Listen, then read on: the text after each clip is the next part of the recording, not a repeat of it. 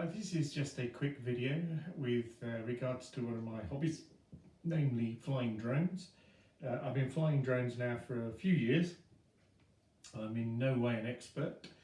I should also point out that I got my first drone probably 5 years ago. It went up into the air, straight into a lamppost, scratch drone number one. Drone number two through probably, I don't know, 30 seconds, went straight into a four-poster bed and disintegrated. Drone three, which is one I've got over there, that actually flew probably 15 seconds, went straight over to the right and smashed a rotor. Thankfully it's a very robust drone and therefore I was able to repair it very easily. But it is not an easy drone to fly. That said, all the drones of those three drones at least were very cheap. The red drone I've got, which I'll show you in a minute, it was just over £100, the rest far less than that. Anyway, I looked at other drones and they were the proper drones, £1,000 plus, which was out of my price range. But a couple of years, 2 or 3 years ago, I noticed that they'd gone mid-range, and then a company called DJI, who produced some of the best drones, released something called the DJI Mavic Mini, which was under £300. So that's where I cut my teeth for the first time. I was astonished how easy it was to fly. It's got GPS that keeps it rock stable and a few other things that mean that it's a joy to fly it. It has a few limitations though. It does not have many sensors, just the one underneath. So if you want to fly it into a tree, feel free to do it, it won't stop you. The camera wasn't stunningly good, and a few other bits and pieces, although they have actually produced a Mavic Mini 2 now, which is improved on those. Nevertheless, I looked at the mid-range and found something called a DJI Mavic Air 2, which was a much better camera, all sorts of sensors built into it, and that's the main drone that I use now. Having said that, because I'm a bit of a techo person, I like my technology. I looked at various other things, and you can get fairly inexpensive drones too.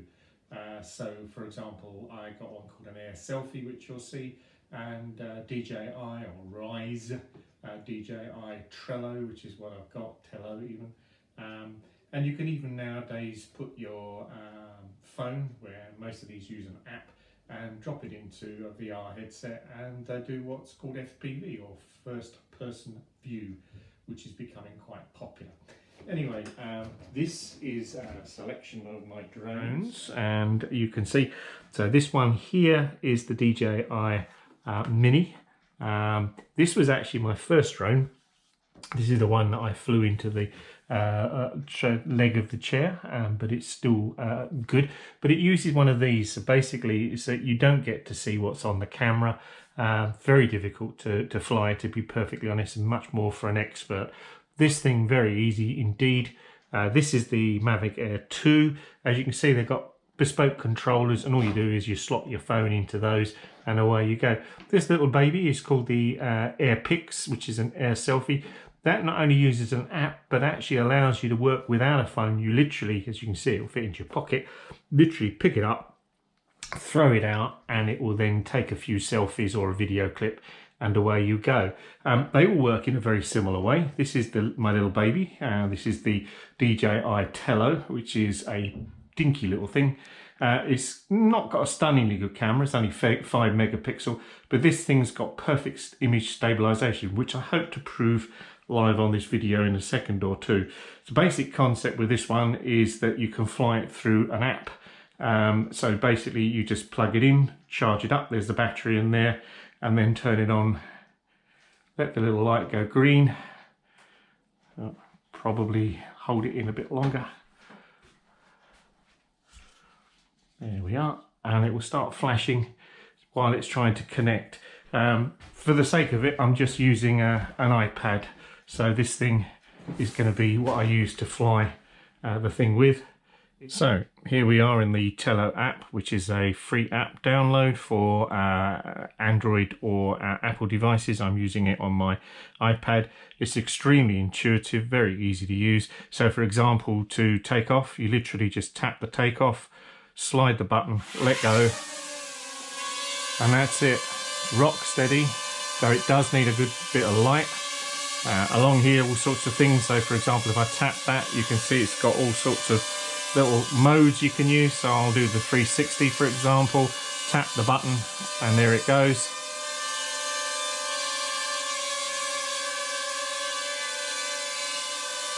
All automatic, no need for you to do anything at all, certainly no need for you to be a pilot to do it.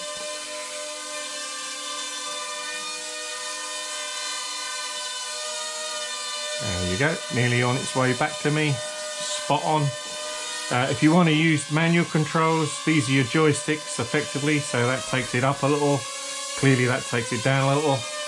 You can also rotate if you want to by moving it in either direction.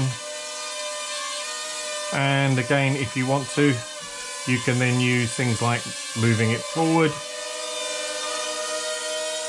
Hasn't got obstacle avoidance, so if it goes into you, that's your problem. Move it back, clearly that's left and right. And it couldn't be simpler to land it. You basically just tap the button and you can land it in your hand or tap it to land. And there it goes. A little on the close side, but it's down.